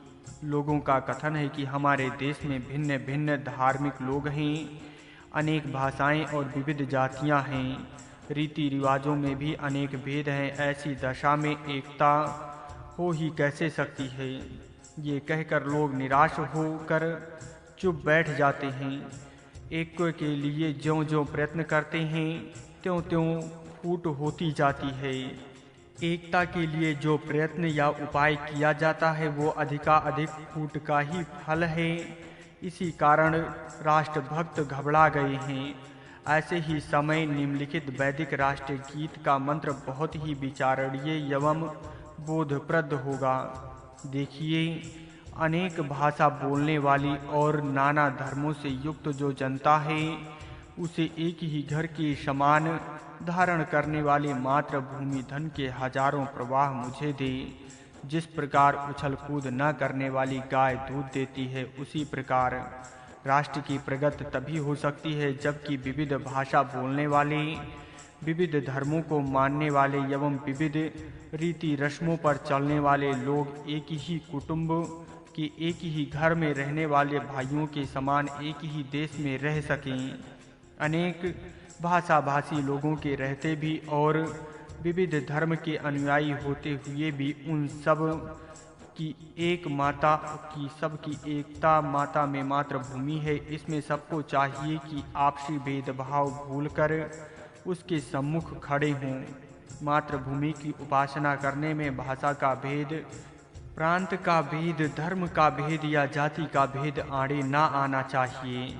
सब लोगों को चाहिए कि वह सब मिलकर यही समझें कि वह सब एक ही घर में रहने वाले एक ही कुटुंब के लोग हैं और सब लोग अन्य किसी भेद को प्रधानता न देकर अपने आवेद एकता में बतावें। एक ही घर के लोगों में कुछ बड़े, कुछ ऐसे, कुछ मध्यम, कुछ गोरे, कुछ सांवले, कुछ ना गोरे ना सांवले, कुछ बूढ़े, कुछ युवा, कुछ पुरुष और कुछ स्त्रियां रहती हैं। एक ही घर के लोगों में इतने भेद रहते हैं।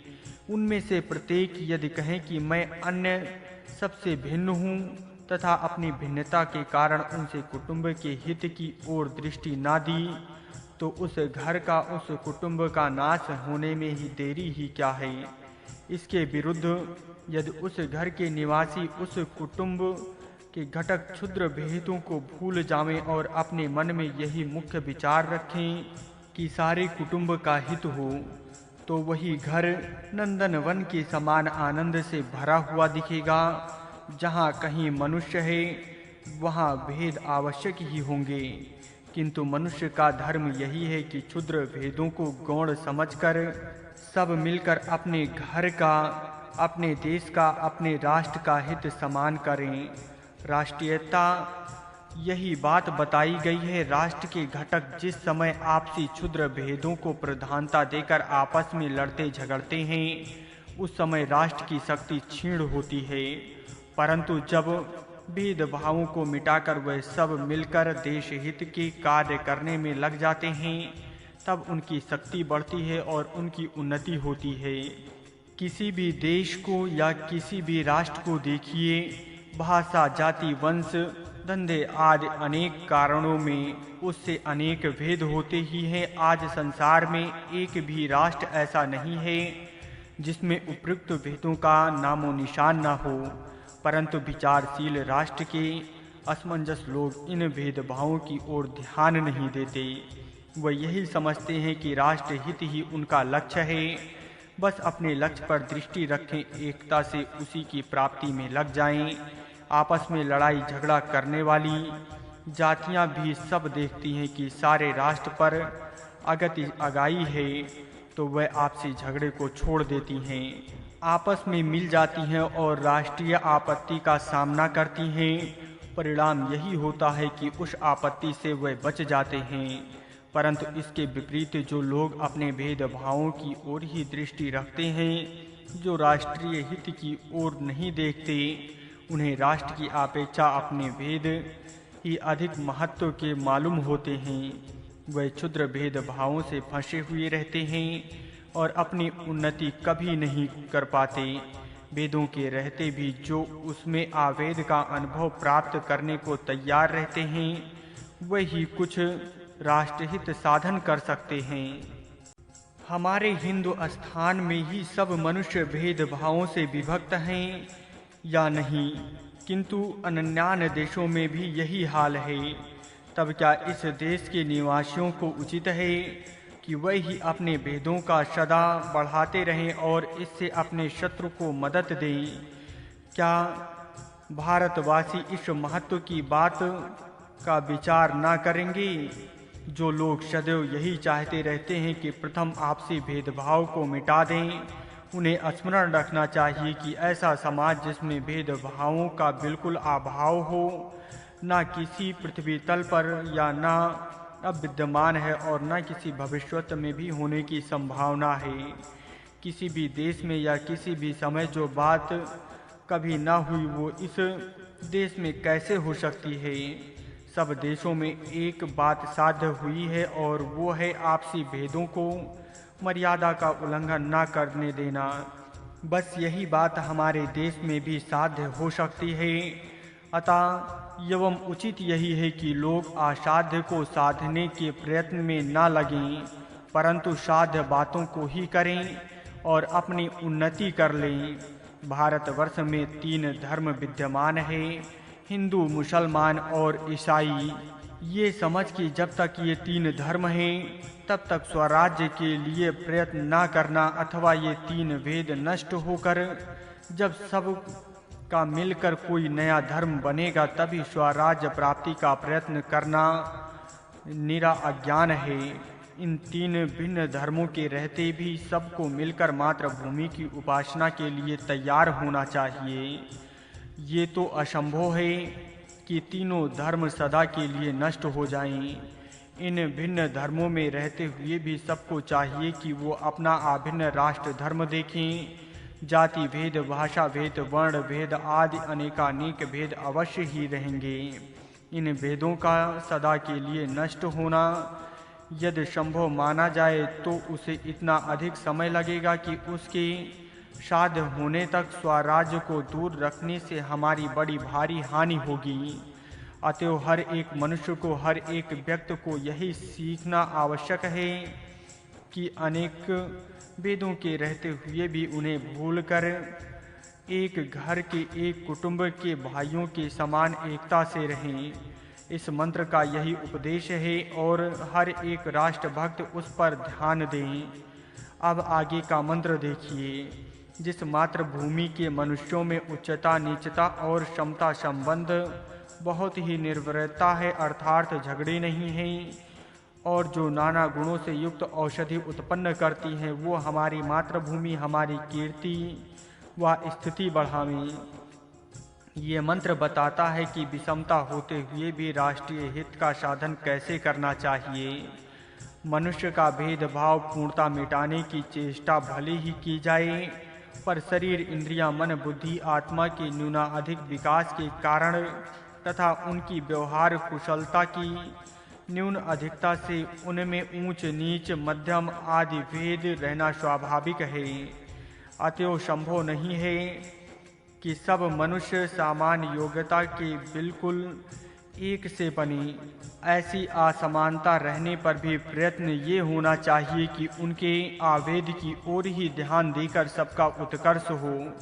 मंत्र में आशावाद शब्द हैं, वो अतीव महत्व का है। गौण वेदों की प्रधानता दी जाए तो एक समाज के मनुष्यों को दूसरे समाज से विरोध होने लगेगा, एक समाज दूसरे को प्रतिबंध करने लगेगा, दूसरे को मिटाकर स्वयं ही जीवित रखने का प्रयत्न करने लगेगा। ऐसा होने से जातियों में संबंध उत्पन्न होता है। जाति जाति के झगड़े विरोध आदि बातें इस शब्द से बतलाई जाती है। परस्पर बाधा करने का ही नाम संबांध है। संबांध का अर्थ है आपसी युद्ध। जब युद्ध होने लगते हैं तब राष्ट्र की शक्ति क्षीण होती है। जब एक समाज दूसरे समाज को बाधा पहुंचाता है, एक जाति जब दूसरी जाति को कष्ट पहुंचाने लगती है, तब राष्ट्र क्षीण होता है। इसलिए राष्ट्र हित की दृष्टि से जाति जाति में समाज समाज में एकता का न होना परम आवश्यक है। यही बात बतलाने के हेतु मंत्र कहा है। जिस मातृभूमि के मनुष्यों में बहुत निर्वैर भाव रहता है, वही मातृभूमि अपने सुपुत्रों को उत्तम धन दे सकती है। परंतु जिस भूमि के लोग आपस में वैर भाव रखते हैं, वहाँ की जनता आधा पेट रहती है। कोई ऊंचा हो, कोई ज्ञानी हो, कोई अज्ञानी, पर शरीर से हष्ट-पुष्ट हो। सबको चाहिए कि जो वे कुछ करें मातृभूमि के लिए करें। अपने गुण आधिक्य के घमंड में उन्हें गुणहीनों को व न्यून वालों को ना देखना चाहिए। कुछ लोग गूंगे हों और कुछ आंचल हों तो इन दोनों मिलकर आपस में ना लड़कर दोनों को अपनी शक्तियों का मेल कराना चाहिए और उन्हें मातृभूमि की वेदी पर चढ़ा देना चाहिए। तभी राष्ट्र की उन्नति होगी। मनुष्य में जो उच्चता क्षमता और नीचता रहती है, वो एक दूसरे का घात करने के लिए नहीं रहती। एक मनुष्य यदि किसी एक बात में ऊंचा है तो दूसरी बात में नीचा होगा। बड़ा विद्वान ज्ञान में ऊंचा होगा तो शक्ति में उसका दर्जा कम हो सकता है। कोई शक्तिशाली पहलवान हो तो ज्ञान में उसका हल्का होना संभव है, किंतु मातृभूमि को दोनों प्रकार से मनुष्यों की आवश्यकता है। ज्ञानी मनुष्य ज्ञान के घमंड से और बलवान शक्ति के घमंड से एक दूसरे के सिर ना फाड़ें, बल्कि दोनों को चाहिए कि वे मिलकर देश के शत्रुओं को दूर करें और अपनी उन्नति करें। मानवों का कर्तव्य यही है कि अनेक वेदों के रहते भी आवेद भाव से अपना मार्ग निकालें। जो मनन करने में सामर्थ्य है उसी को मानव कहते हैं। मनन करने वाला झगड़े उत्पन्न नहीं करता, वो सोच विचार कर झगड़े कम करता है और उन्नति के मार्ग से आगे जाता है।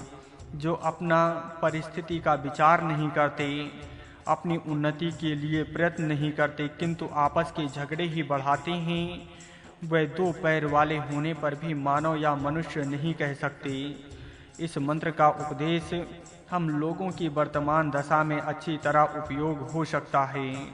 उपर्युक्त मंत्रों के पढ़ने से ज्ञात होगा कि इस वैदिक राष्ट्रीय गीत के द्वारा देशवासियों में एकता बढ़ाने के लिए जो कुछ कहा जा सकता है, कह दिया गया है। अब हम चाहें तो उसका उपयोग करें, चाहें तो ना करें। यदि हम उससे लाभ ना उठाएं तो उसमें धर्म ग्रंथ का क्या दोष? दोष है अनुयायियों का। एक का उपदेश सुन लेने पर प्रत्येक को जान लेना चाहिए कि हमारे देश के प्रति हमारा पुत्रत्व का नाता किस प्रकार है। इस संबंध को जानकर उसे सदैव अपने मन में जागृत भी रखना चाहिए। निम्नलिखित मंत्र को अब देखिए। हे मातृभूमि, तेरे उत्पन्न हुए हम सब मनुष्य तुझ पर ही घूम रहे हैं। तू ही द्वापाद और चतुपाद का पोषण करती है। हम पांचों प्रकार के मनुष्य तेरे ही हैं। हम मानवों को प्रतिदिन उगने वाला सूर्य अपनी किरणों से तेज और अमृत देता है।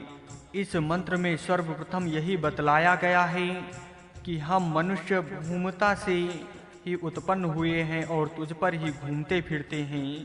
ये भाव स्पष्ट एवं असंदिग्ध है। प्रत्येक राष्ट्रभक्त अपने मन में यही भाव रखता है। यदि नहीं रखता तो उसे अवश्य ही रखना चाहिए, तभी वो राष्ट्र की उन्नति योग्य कार्य कर सकेगा। मातृभूमि हमारी अलंकारिक व काल्पनिक माता नहीं, वास्तविक माता है। ये अनुभव उतना जन्मित होगा, उतना ही दृढ़ भावना से मनुष्य मातृभूमि की सेवा करेगा। यदि वाचक विचार करेंगे तो वे जानेंगे कि हमारे देश में तो जातीय झगड़े होते हैं। उनका कारण ये है कि इस देश के निवासी नहीं समझते कि सचमुच हम सब मातृभूमि के पुत्र हैं। लोग अपने अपने पथ के हित की दृष्टि रखते हैं।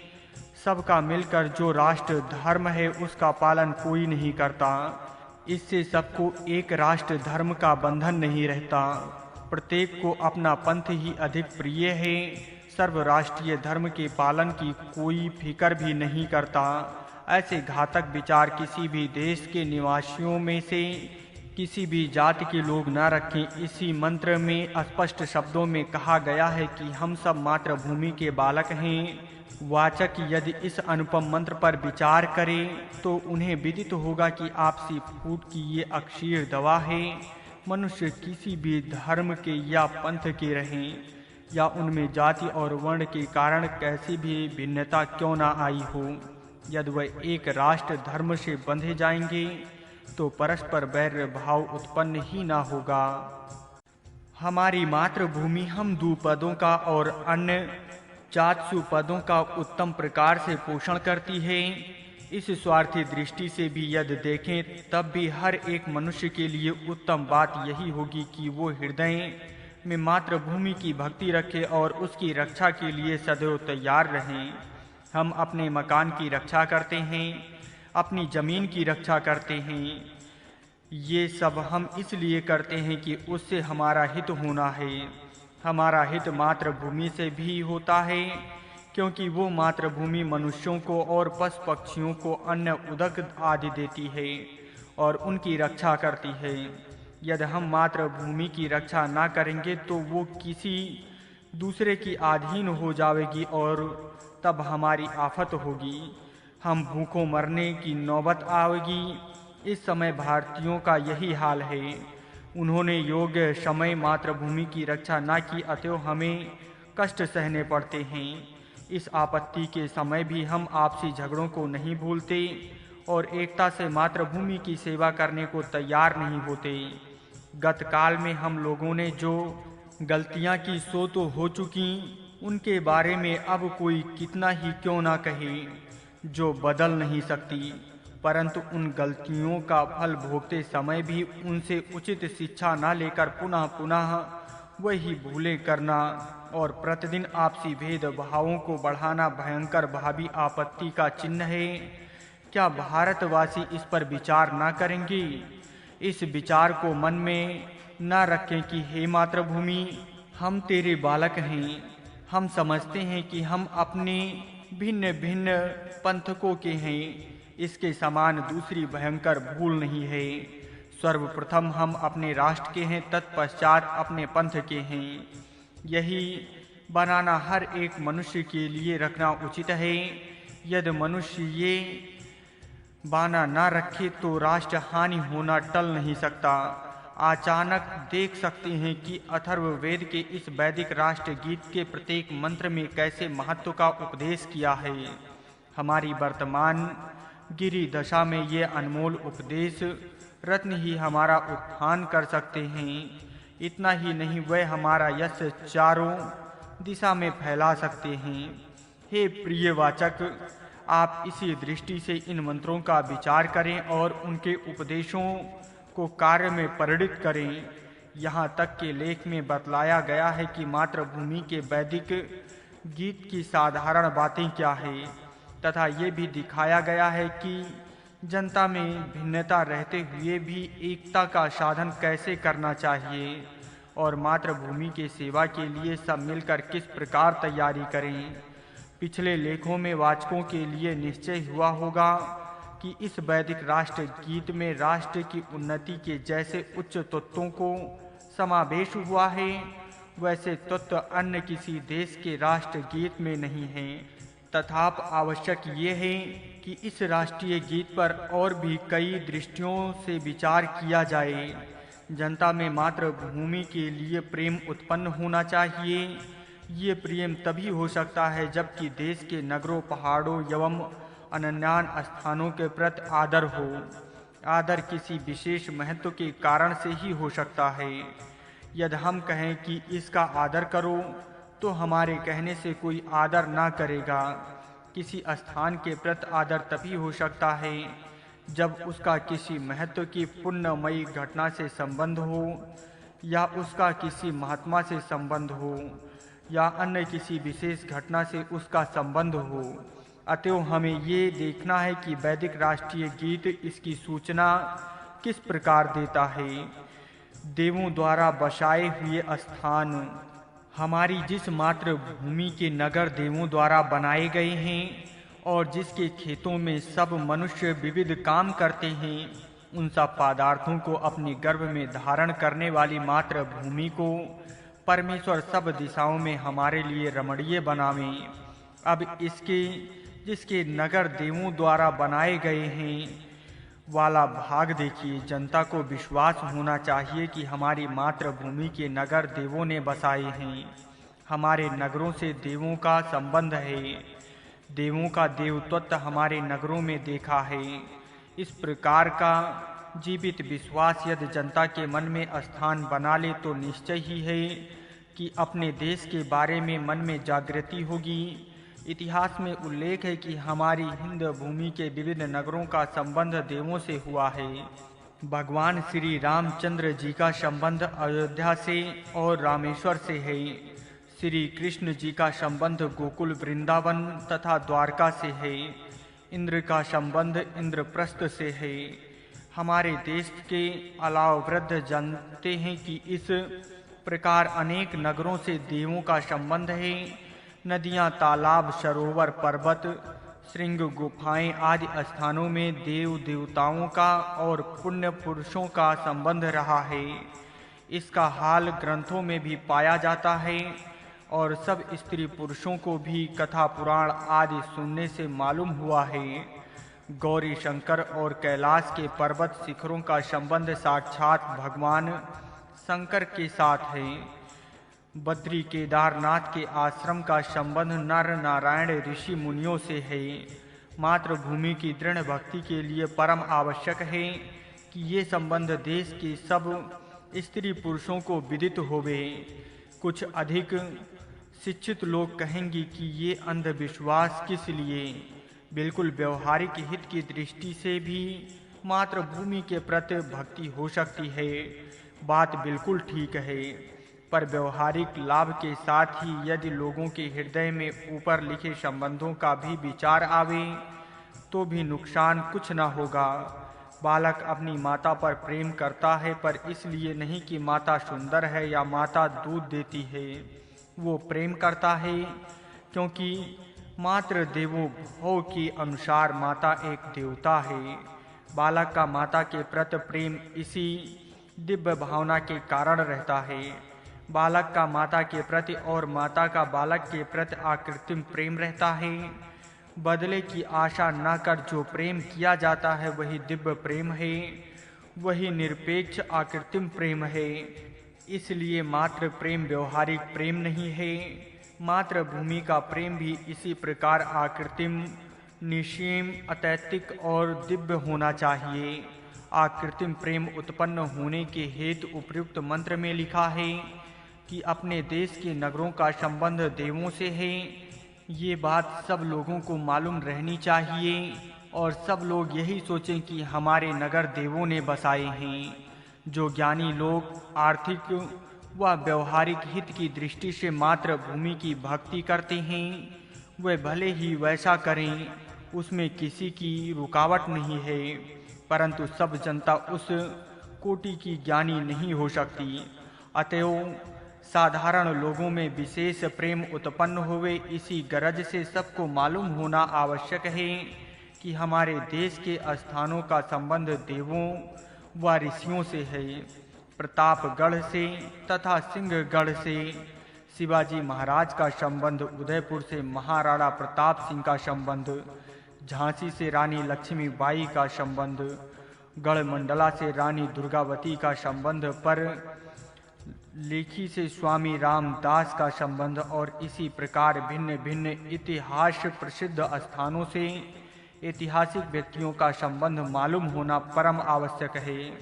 सिंहगढ़ का या अन्य किसी स्थानक उस स्थान का जिसे शिवजी महाराज का संबंध रहा है, यदि कोई भंग करे या अन्य इतिहास प्रसिद्ध व्यक्ति के स्थान का कोई अपमान करे तो उस दुष्ट कार्य से संपूर्ण भारत के हृदय को चोट पहुंचती है। संपूर्ण भारत उस दुष्ट कृत्य का जवाब पूछने को तैयार हो जाता है।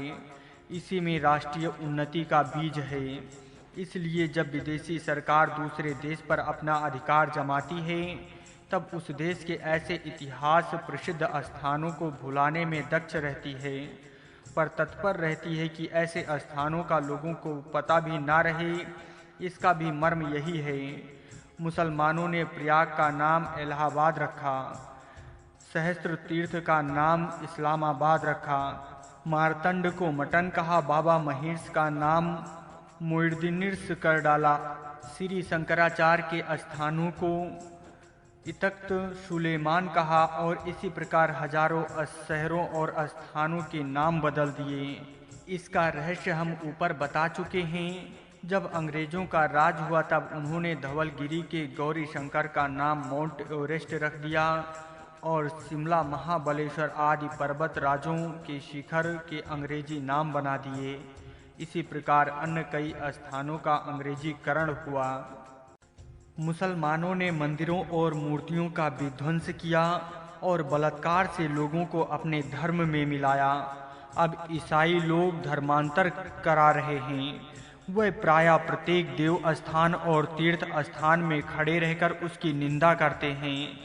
इसका भी कारण यही है जिससे कि हमारे देश के स्थानों का अभिमान नष्ट हो जाए।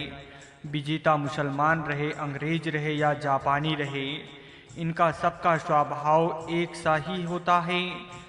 जिस लोगों के हृदय में मातृभूमि की भक्ति नष्ट करने के लिए वे जो कुछ कर सकते हैं वो करने में चूकते नहीं।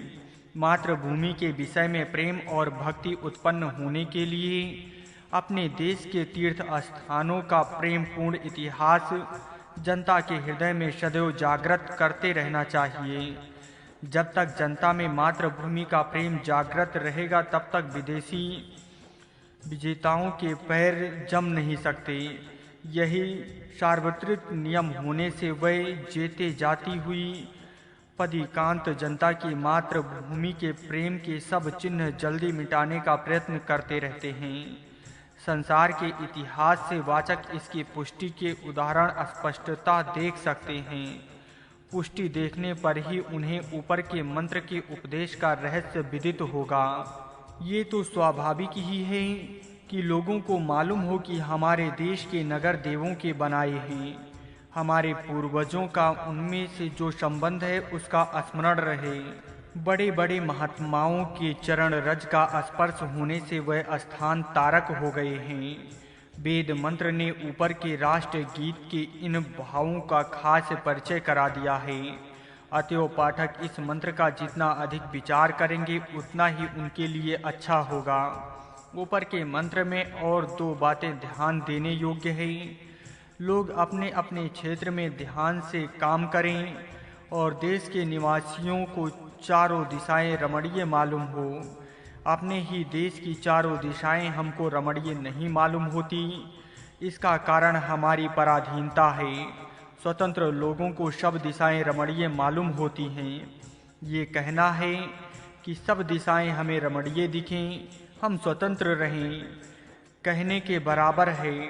वर्तमान पराधीनता के कारण यदि हम परिश्रम में अफ्रीका में, दक्षिण में, ऑस्ट्रेलिया में, पूर्व में, अमेरिका में जाते हैं तो हमें रहने को भी स्थान नहीं मिलता, तब फिर वह देश हमारे लिए रमणीय कैसे हो सकते हैं? इसका कारण यही है कि हम पराधीन हैं। स्वतंत्र देश के लोगों का ये हाल नहीं है। स्वतंत्र देश के लोग जहाँ जावेंगे नहीं, उनके लिए रमणीय स्थान तैयार रहते हैं। स्वातंब और पारतंब का ये भेद ध्यान में रखना चाहिए। देश के नगरों के प्रति अपनेपन का भाव मालूम होने का महत्व जो ऊपर के मंत्रों में बताया गया है, वो कैसे भारी महत्व का है, सो अपने देश की जन्म स्थिति से सहज ही समझ सकते हैं। आज जो 7 करोड़ भारतीय मुसलमान हैं, वह 90% हिंदू ही हैं, पर धर्मांतर के कारण वे हिंदुओं के बाहर हैं। इसलिए बनारस, रामेश्वर आदि पवित्र तीर्थ स्थानों के प्रति उनमें अपनेपन का भाव नहीं है और विदेश के मक्का, मदीना से उन्होंने नाता जोड़ लिया है। इससे उन्हें भारत देश अपनी मातृभूमि नहीं मालूम होती। वाचक देख सकते हैं कि राष्ट्र की उन्नति की दृष्टि से इस देश का कैसा भारी नुकसान हुआ है। धर्मांतर के बारे में यदि प्राचीन आर्य हिंदुओं ने अपनी नीति उचित रखी होती तो आज ये दशा न होती।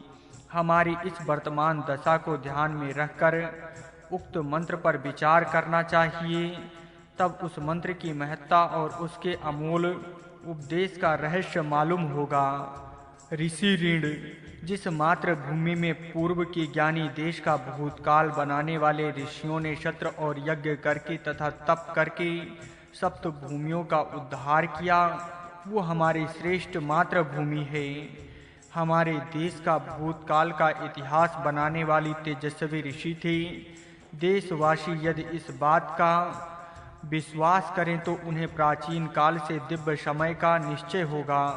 पूर्व काल के दिव्य तत्व का एवं उत्तमता का निश्चय हो जाने पर उन्हें इच्छा होगी कि भविष्य काल भी ऐसा ही उज्जवल होवे और इस इच्छा से प्रयत्न भी करेंगे। जिनका भूतकाल तेजस्वी है, उनका भविष्य काल भी तेजस्वी होने का निश्चय जानो। हमारे प्राचीन पूर्वज हमारे प्राचीन इतिहास में बड़े बड़े बृहत् कार्य किए, अत्यंत तपस्वी और बड़े थे। हमारा इतिहास जंगली लोगों के कार्यवाही से मलिन नहीं है, किंतु महान तेजस्वी ऋषि मुनियों के प्रास्ततम कार्यों से उज्जवल हुआ है। ये विचार कैसी भारी उत्तेजना देने वाला है। हमारी राष्ट्रभूमि के सब लोगों का एक मत होकर ये सब राष्ट्रभूमि के प्रति प्रेम दर्शन लेंगे। ऐसा होने के लिए आवश्यक है कि ऊपर की भावना मन में स्थिर हो जाए। हमारे विचार से इसमें दो मत नहीं हो सकते। जिन्होंने धर्मांतर किया वह लोग भी अपने ही हैं। वह उन्हीं प्राचीन ऋषियों के वंशज होते हुए भी धर्मांतर के कारण उन्हें अपने प्राचीन दीप्यमान इतिहास के विषय का अभिमान नष्ट हो गया। इससे इनकी बात छोड़ दें, तब ऊपर के सिद्धांत का कोई इनकार नहीं कर सकता। ऊपर के विवेचन से विदित होता है कि ये मातृभूमि का वैदिक राष्ट्रगीत कितनी अनेकानेक दृष्टि से वाचकों के मन में अपनी मातृभूमि के प्रति आदर बढ़ाता है। इस अति प्राचीन राष्ट्रीय गीत के प्रति वाचकों के मन में निसंदेह आदर उत्पन्न होगा।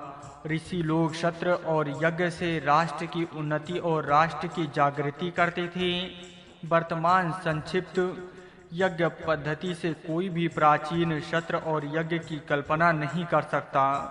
इस पद्धति का स्वरूप हम स्वतंत्र लेख मालिकों में दिखावेंगे, अतएव यहाँ उसके बारे में विशेष ना लिखेंगे। पहले के वैदिक काल के यज्ञ और शस्त्र आजकल के समान छोटे से मंडपों में नहीं हो सकते थे। उनके मंडपों का विस्तार कई कोसों तक रहा करता था। ये एक ही बात बतला देगी कि प्राचीन काल के यज्ञों का स्वरूप बिल्कुल भिन्न था।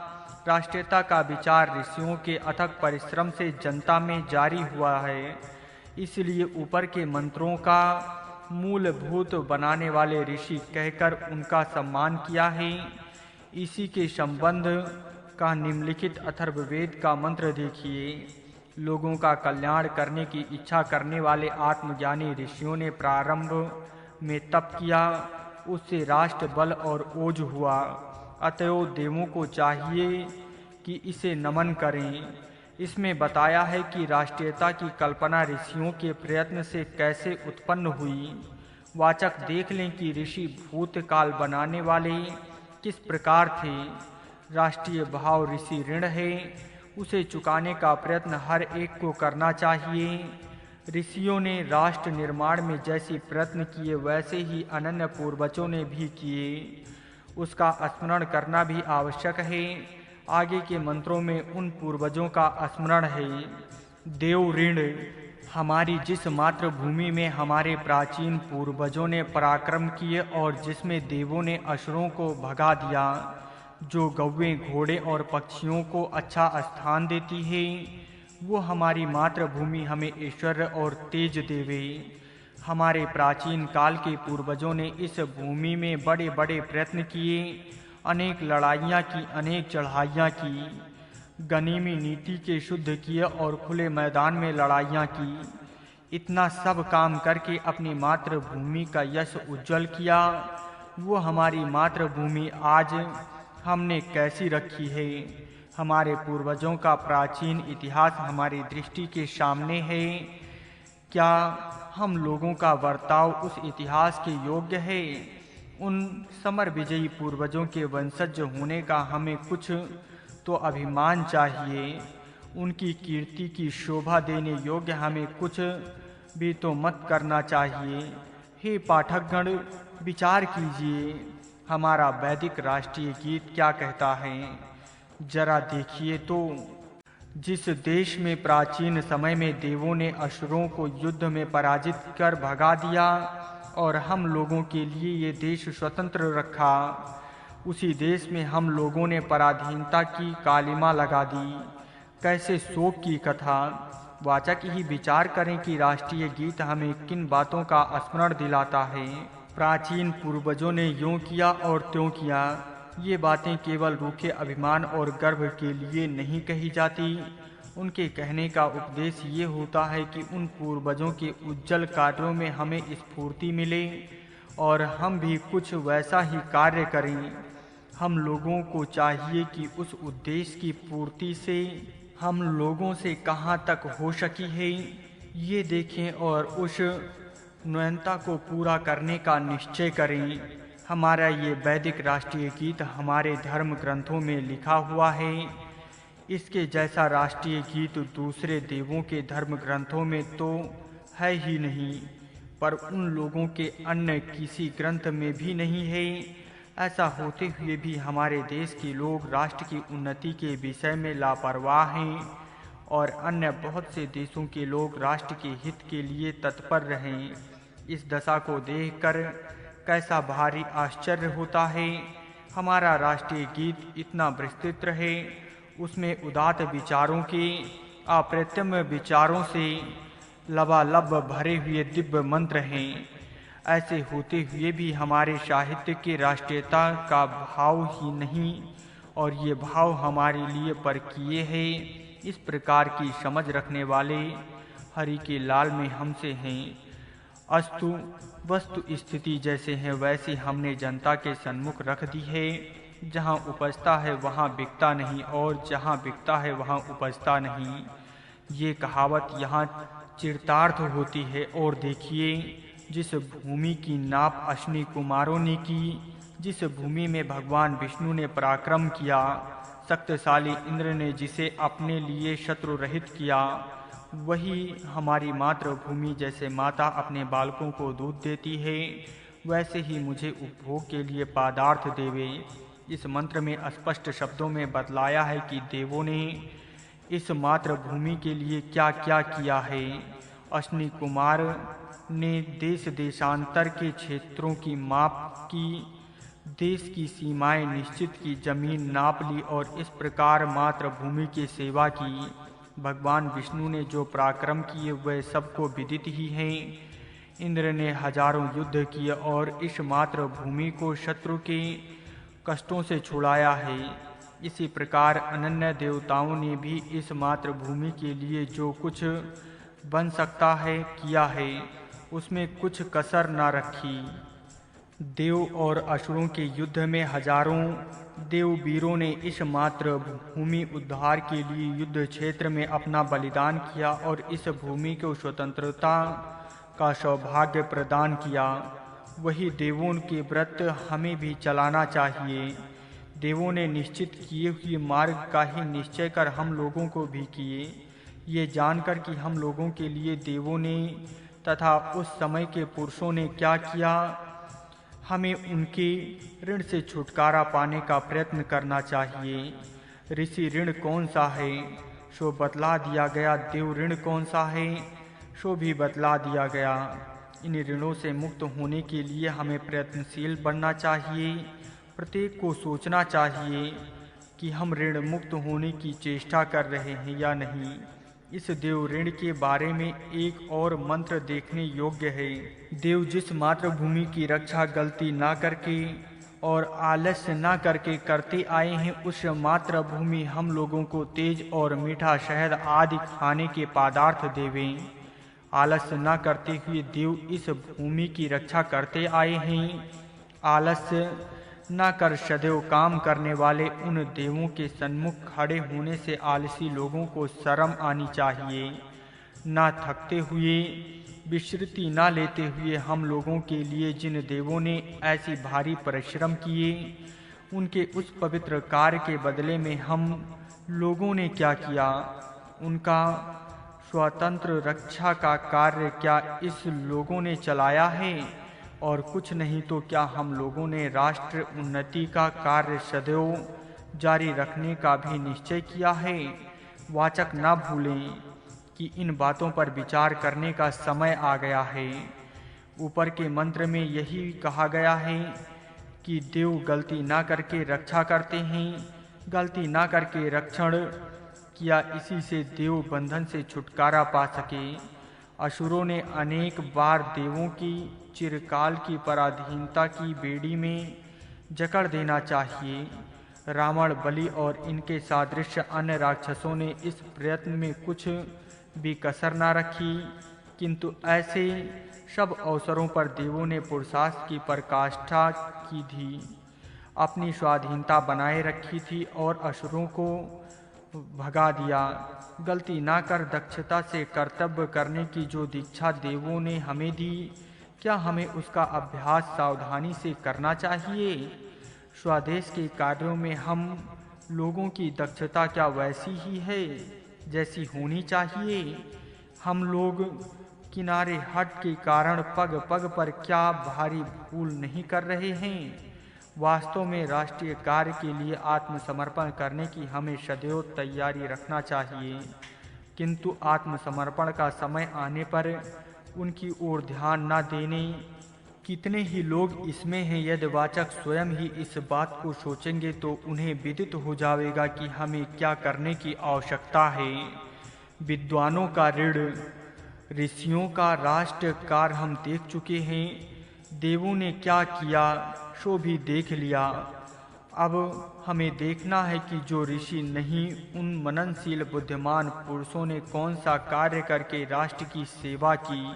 हमारी जो मातृभूमि प्रथम प्रारंभ में समुद्र के नीचे थी और जिसकी सेवा मननशील विद्वानों ने अनेक प्रकार के कौशल्य काम करके की, वो हमारी मातृभूमि हमारे उत्तम राष्ट्र में तेज और बल धारण करे। इस मंत्र का ये भाग प्रस्तुत लेख के प्रतिपाद्य विषय की दृष्टि से अतिशय महत्व रखता है। इसका माया शब्द अतीव महत्व का है। इस माया शब्द का अर्थ अद्वैत मत का मायावाद नहीं है। माया शब्द कई अर्थ हैं। नंबर 1 कुशलता, काम की कुशलता, कौशल से किया हुआ कारीगिरी का काम, चातुर्य। नंबर 2 कपट, दांव पेच जिनकी आवश्यकता राजनीति में है, शत्रुओं का चकमा देने की विद्या। ये सब अर्थ माया शब्द के ही हैं। इन सब के अर्थ से माया शब्द मंत्र में आया है।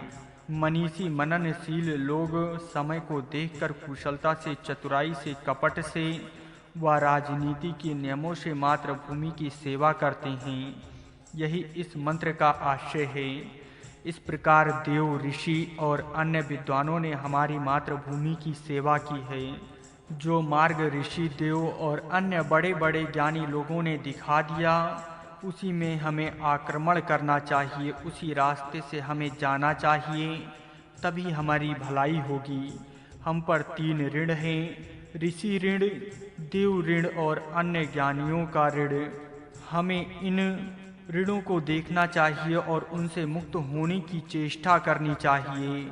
इस लेख के वैदिक राष्ट्रीय गीत के मंत्र हमारे राष्ट्रीय कर्तव्य का संबंध ऋषि काल की बड़ी विभूतियों में भिड़ाते हैं।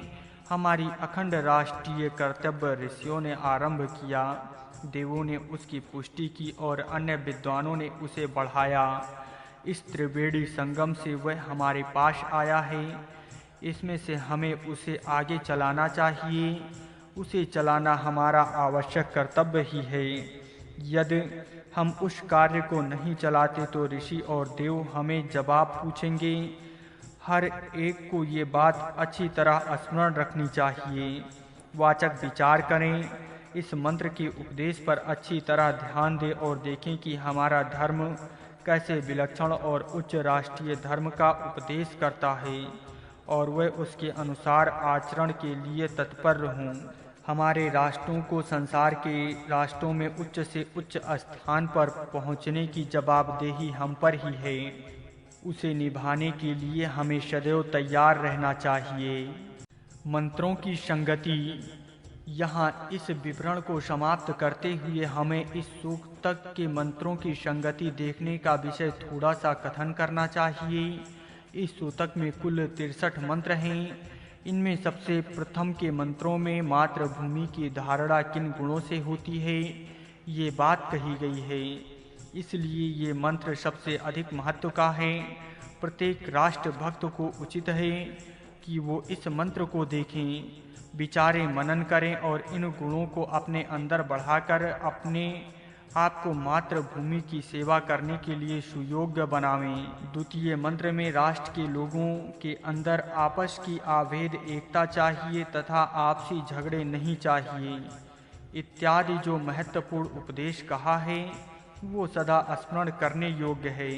तृतीय और चतुर्थ मंत्र में सामान्यता भूवर्णन है, परंतु उनमें किसानों की संगठना को जो वर्णन है वो सनातन महत्व का विषय है।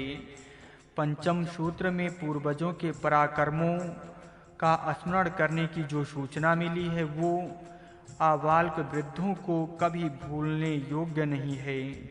जो अपने पूर्वजों का महत्वपूर्ण इतिहास नहीं जानते वे निस्संदेह आगे बढ़ नहीं सकते। इस कारण यहाँ ये उपदेश किया है। सातवें मंत्र में भी आलस्य रहित होकर मातृभूमि की रक्षा करने का महत्वपूर्ण उपदेश है। इसका पंचम मंत्र के साथ संबंध देखकर पाठक बहुत बोध प्राप्त कर सकते हैं।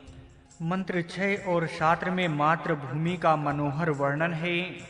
नवम मंत्र में उदार चित्त सन्यासियों के संचार से सर्वत्र ज्ञान प्रसार होकर सब प्रजननों के अंतःकरण ज्ञान विज्ञान के द्वारा शांति से भरपूर होने का बोधप्रद वर्णन है। दसम मंत्र में इंद्र और विष्णु के पराक्रमों का जो कथन है वो 5वें और 7वें मंत्र के साथ मिलाकर पढ़ना चाहिए, तब उसकी संपूर्ण गंभीरता ध्यान में आ सकती है। 11वें मंत्र में मैं आजिंक होकर मातृभूमि की अधिष्ठाता ध्यानूंगा। ये उत्कर्ष पूर्ण महत्वाकांक्षा राष्ट्र के प्रत्येक मनुष्य में उत्पन्न होनी चाहिए। ऐसा जो सूचित किया है वो विशेष ही उत्तम संदेश है। 12वें मंत्र में माता भूमि और उसका मैं पुत्र हूँ, ये मातृ प्रीति और वत्स का प्रेम सूचित करने वाला वाक्य पढ़कर प्रत्येक पाठक प्रेम से सुदृढ़ होंगे, इसमें संदेह नहीं है। 13वें मंत्र का यज्ञ संदेश पाठक देखें। 14वें मंत्र में वीरोचित भाषी बड़ी छात्र तेज बढ़ाने वाली है। जो हमारा नाश करेगा उसका नाश हम करेंगे और आगे बढ़ेंगे। इसे पढ़कर किसमें वीरता ना बढ़ेगी। 15वें मंत्र में एक ही माता से उत्पन्न हुए 5 मानव विजातियों की अभेद एकता का सुंदर वर्णन है।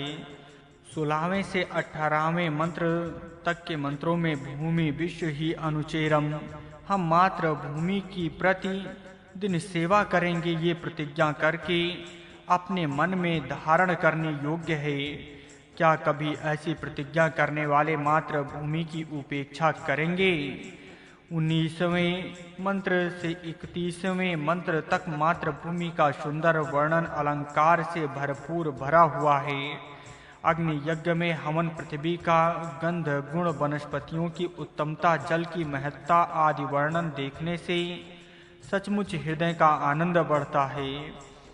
मंत्र 32वें में बटमारों का वग्ध आदि द्वारा शामन करने की सूचना है। मंत्र 33वें में से सूर्य प्रकाश से नेत्र आदि इंद्रियों की उत्तम पालना करने का महत्वपूर्ण संदेश दिया है। 34वें मंत्र में अहिंसा और 35वें मंत्र में मर्म छेदन न करने का उपदेश विलक्षण युक्त के साथ दिया है। 36वें मंत्र में 6 ऋतुओं, 2 अयनों और अहोरात्र का उल्लेख संसत्स्वर चक्र की परिपूर्ण कल्पना बता रहा है। 37वें में मंत्र की इंद्रवृत्त युद्ध के मिस से अपनी मातृभूमि के सब शत्रुओं को दूर करने की सूचना बड़ी माननीय है। 38वें मंत्र में सोम यज्ञ का बड़ा ही मनोरंजक वर्णन है। सूत्र और यज्ञ संज्ञ के चलाने वाले ऋषियों के अपूर्व सत्कर्म मार्ग का प्रशंसापूर्ण उल्लेख 39वें मंत्र में है। 40वें और 44वें मंत्र में धन की कामना सम्मुख स्थान रखती है। 41वें में मंत्र में जनता गायन, नर्तन और आनंद के साथ नगर कीर्तन का उल्लेख है। ये राष्ट्रीय जीवन की तेजस्वी बता रहा है। 42वें मंत्र में मातृभूमि को नमन किया है। 43वें मंत्र में अपने राष्ट्र में देवों द्वारा बनाए, बसाए और बढ़ाए नगरों के विषय में पूज्य भाव धारण करने का उपदेश है।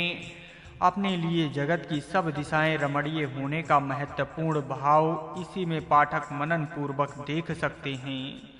45वां मंत्र नाना धर्मों वाले और नाना भाषा वाले विविध जनों की एकता राष्ट्र भक्ति से होगी, ये महत्वपूर्ण उपदेश देता है। इसलिए ये मंत्र अनेक भेदों से विभक्त रहने वाले और कारण के बिना आपसी झगड़े बढ़ाने वाले लोगों का बड़ा ही बोधप्रद है। 46वें मंत्र में जहरीले जीवों के भाव मानवों में न आवे ऐसा कहकर सद्भाव बढ़ाने का उपदेश अपूर्व रीति से किया है। 47वें मंत्र में सार्वजनिक स्थान पर सबका सम्मान अधिकार होने की घोषणा की है। दुराचारी और सदाचारी मार्ग पर समान अधिकार से चलते हैं। इस सार्वजनिक स्थान में हर एक मनुष्य जा सकता है। यहाँ एक की आज्ञा और दूसरे के प्रति बंधन नहीं हो सकता। मातृभूमि को पापी और सदाचारी पुत्र रूपेण समान है। ये भव मंत्र 48वें में देखने योग्य है। 49वें से 51वें के 3 मंत्रों में पशुओं और पिशाच आदि को पक्षियों का वर्णन है। मंत्र 52 और 53 में प्रिय धाम और मेधा के प्राप्ति का कथन है। 54वें मंत्र में अपने दिग्विजयी की महत्वाकांक्षा है। 55वें मंत्र में चारों दिशाओं में उत्कर्ष फैलाने का संदेश है और 98वें मंत्र में सार्वजनिक सभाओं में मातृभूमि के विषय में शुभ भाव से भाषण करने का उपदेश है। 97वें मंत्र में सेना की तैयारी का वर्णन है। मंत्र 59 से 61 तक सर्वसाधारण उपदेश है। 62वें मंत्र में मातृभूमि के हित के लिए आत्मसमर्पण करने का आदेश है और 63वें मंत्र में प्रजाओं की सुप्रतिष्ठा स्थिर करने का उपदेश देकर सूतक की पूर्णता की है। पाठक ये संगति देखकर इस सूतक का मनन करें और बोध प्राप्त करके यश के भागी बने।